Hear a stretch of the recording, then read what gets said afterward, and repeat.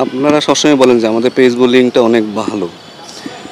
কারণ পেস বোলিংয়ে এখন আপনি যদি তাসকিনকে বলেন বা ফিজকে বলেন, তারাই আসলে টিম মিটিংটা পরিচালনা করে এবং তারা জানে এই লেভেলে আসলে কী করতে হয়। তারা অনেক দিন ধরে খেলছে এবং তাদের সাথে যারা আছে তাদেরকে কিন্তু তারাই গাইড করে।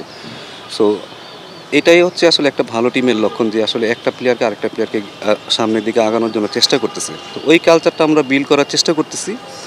বাইরে থেকে আপনারা অনেক কিছু মনে করতে পারেন, বাট কালচারটা যত বিল্ড হবে আমার মনে হয় যে এই ধরনের কালচারের জন্য একটা ছেলে আরেকটা ছেলেকে শেখানোর চেষ্টা করবে এবং নিজেদের এক্সপিরিয়েন্সটা শেয়ার করবে, তখন টিমটা অটোমেটিক্যালি কিন্তু ভালো হয়ে যাবে। সো এইভাবেই আসলে আমাদের সব কিছুই করানো হচ্ছে, যেগুলো আনসিন।